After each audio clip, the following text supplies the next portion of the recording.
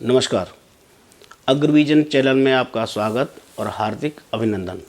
आप देख रहे हैं कार्यक्रम स्वदेश, एक ऐसा कार्यक्रम जिसमें हम बात करते हैं भारत की, भारतीय संस्कृति की और उन महान विभूतियों की जिन्होंने देश को किया गौरवान्वित।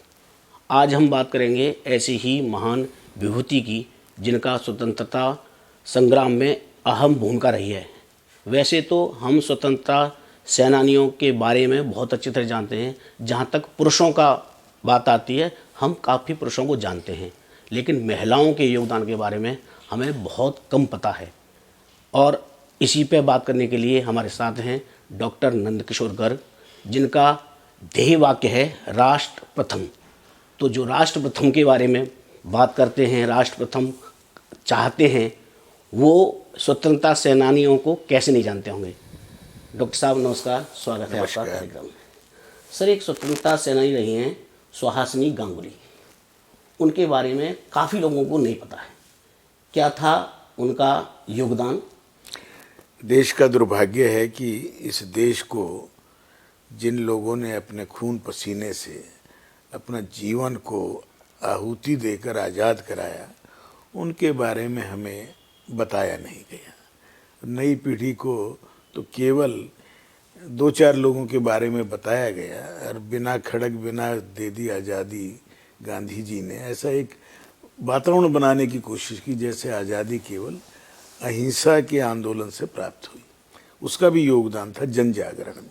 परंतु ऐसे ऐसे महान स्वतंत्रता सेनानी जिनके 3-3 भाइयों ने फांसी की सजा ली, काला पानी गए, और इसमें बंगाल और महाराष्ट्र विशेष तौर पर और पंजाब 3 ऐसे प्रांत थे जहां क्रांतिकारियों की बहुत अच्छी फसल आई थी, मेरे मानना है।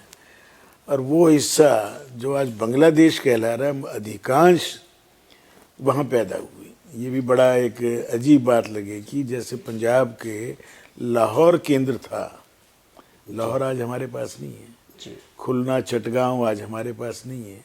ऐसे ही जिन्होंने आप जिस महान महिला विभूति का नाम लिया, क्या सुंदर तो नाम है, सुहासिनी, अच्छी खुशबू देने वाली गांगुली जी ग्रेजुएट होकर जी क्रांतिकारियों के संपर्क में आ गई।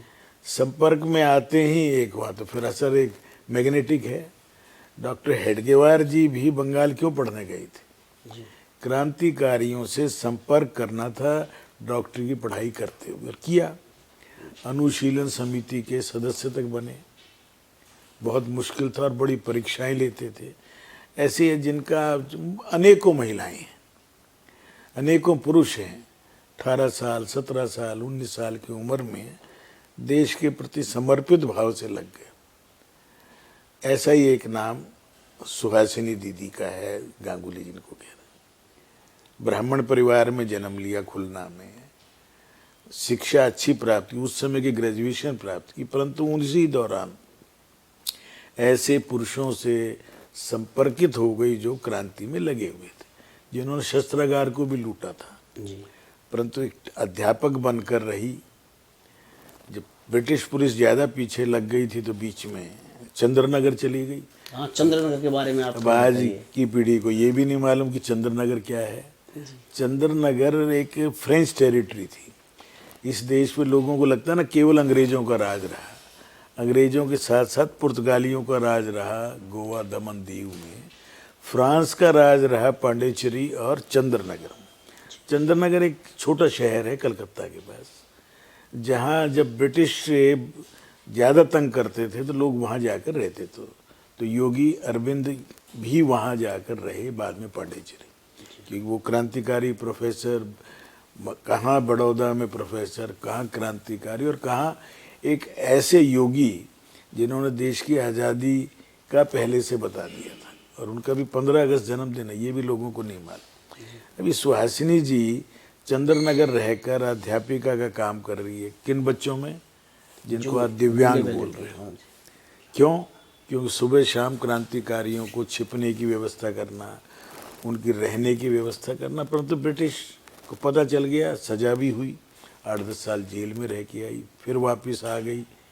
आने के बाद 42 के आंदोलन में भी भाग लिया, फिर जेल भी हुई और बाद में बहुत ही उस सपने को संजोए रखते हुए देश की आज़ादी के समय जीवित भी रही। जी।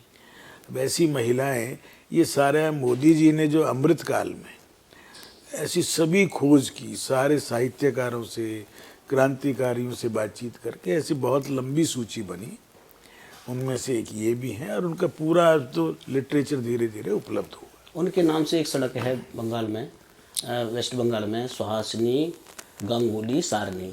ऐसे और भी स्मारक या ऐसे सड़क नहीं अब बननी चाहिए बंगाल की वो भी कलकत्ते की सड़क तक क्यों सीमित रखा? जी। ये तो अच्छा किया जितना भी किया, परंतु वो केवल बंगाल के लिए तो आज़ादी नहीं लड़ी। जिस क्षेत्र में पैदा हुई वो क्षेत्र तो आज भी मैं आज़ाद नहीं मानता, क्योंकि अलग देश के रूप में विद्यमान। परंतु क्या आज ममता दीदी को ये चिंता नहीं होनी चाहिए? ये खुद भी उधर ही पैदा हुई थी।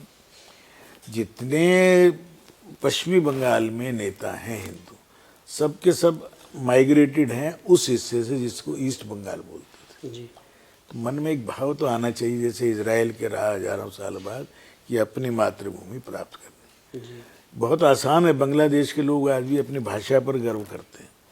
हमारे राष्ट्रगीत गान लिखने वाले कॉमन हैं, आज भी रविंद्र संगीत वहाँ चलता है। पहनावा उनका आज भी वही है जो भारतीय होना चाहिए। केवल मांग भरने के अलावा मुझे वहाँ की महिलाओं में कोई अंतर नजर नहीं। उनको गर्व है अपनी सनातन परंपरा पर, परंतु हमने पश्चिमी बंगाल को ही बांग्लादेश या पाकिस्तान बनाने की साजिश रचने वाले लोगों के साथ आज की सरकारें पिछले 40 साल से सहयोग कर रही हैं। इसलिए क्रांतिकारियों का वहाँ इज्जत नहीं हुई। जी। परंतु आज समय आ गया है, अमृतकाल चल रहा है।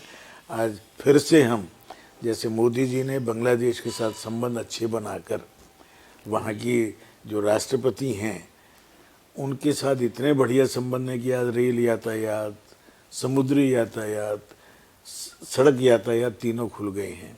हमें गुवाहाटी जाना वाया बांग्लादेश की आसान हो गया है। ये सब काम किए हैं, अनुकूलता भी बढ़ी है।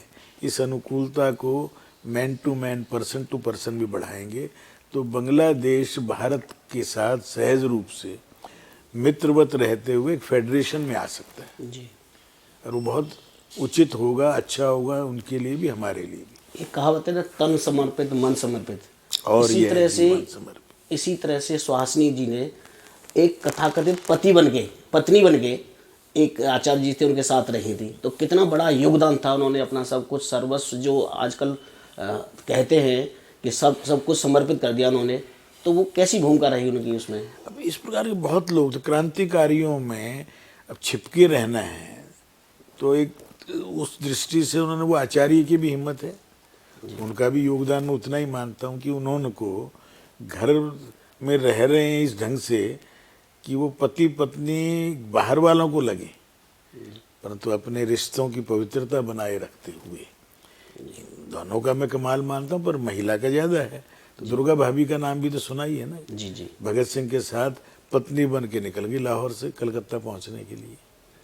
तो रास्ते में क्या बता दिया, ये पति हैं, जबकि वो तो उनको माँ के समान मानते थे। ये क्रांतिकारी में बहुत हैं ऐसे लोग जिनके लिए केवल एक मुख्य उद्देश्य था कि अंग्रेजों को भगाना है। अंग्रेजों को भगाकर भी 60-70 साल इस देश में अंग्रेजियत नहीं भगा पाए। शिक्षा से, न्याय व्यवस्था, अब पहली बार न्याय व्यवस्था में परिवर्तन हुआ है। 1857 के बाद हमें दबाने कुचलने के लिए जो कानून बने थे, जिनके अंतर्गत सुहासिनी को भी जेल हुई थी, इंडियन पिनल कोड, CRP, वो सारे अभी तक हम ढो रहे थे। अब जाकर 1 अप्रैल से पूरे ढंग से वो लागू होंगे। पार्लियामेंट में तीनों बिल पास हो गए। अब न्याय की बात होगी, पहले दंड की बात थी। भारतीय दंड संहिता नाम था, अब भारतीय न्याय संहिता। कितना बड़ा सोच में अंतर है। हमें दंड देने के लिए जो कानून बने थे, उन कानूनों को हमने 70-75 साल ढोया है और वैसा ही दंड लेते रहे। तो क्रांतिकारी परिवर्तन हो रहे हैं। स्वर्ण युग हमारा प्रारंभ हुआ है।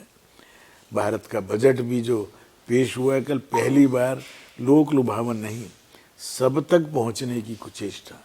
अब आप अभी तो पढ़ेंगे लोग, 1 करोड़ दीदी बना देना लखपति, जहाँ कभी 1000 रुपये नहीं होते, तब 2 करोड़ और बनानी है। हर घर को हर सुविधाएं मिलें, यही तो राम राज्य है। बिजली पानी सुविधाएं, वेवलेंथ, जो जो नई चीज़ें सबको सुलभ हो जाएं, सबको शिक्षा सुलभ हो, सबको स्वास्थ्य सुलभ हो, तो फिर आवश्यकता अपने आप धीरे धीरे हो जाएंगी ना ठीक। और 5 साल के लिए अन्न की सुरक्षा कर दी। जी। तो राम मंदिर का बनना राष्ट्र मंदिर का बनना रहा। और ऐसे जो क्रांतिकारी रहे, जिनके कारण आज हम ये सब कर पा रहे हैं, उनको सच्ची श्रद्धांजलि यही है कि उनके सपनों का भारत बनाए। उनके सपनों का भारत क्या था? जहाँ कोई अभावग्रस्त ना हो, भय भूख से मुक्त हो, और सबको सारी चीज़ें वो मिल जाएं जो एक आम कॉमन आदमी को चाहिए। तो शिक्षा, स्वास्थ्य, घर, रोटी, कपड़ा, मकान जिसको बोलते थे वो मिल जाएं, तो फिर मैं समझता हूँ और क्या चाहिए। तो बाकी तो कोई आवश्यकता तो कितनी ही बढ़ा लें, तृष्णा कितनी ही बढ़ा लें, परंतु ये सुलभ हो जाए तो यही एक सपना था। यही गांधी का भी सपना था जिन्होंने देश को जागृत किया। यही नेताजी सुभाष चंद्र बोस का सपना था जिन्होंने विदेश में जाके निर्वाचित सरकार बना दी थी। अब ये सब चीज़ें फिर से पढ़ाने की आवश्यकता, नई शिक्षा नीति के माध्यम से जब लोग जाने कि भारत का पहला अंतरिम प्रधानमंत्री जवाहरलाल नेहरू नहीं, नेताजी सुभाष चंद्र बोस थे। उसने भारत की सीमाओं में प्रवेश कर लिया था, अंडमान निकोबार में तिरंगा फहरा दिया था, और सिंगापुर में निर्वाचित सरकार बनाकर अपनी करेंसी, और 20-25 देशों ने उसको मान्यता दी थी।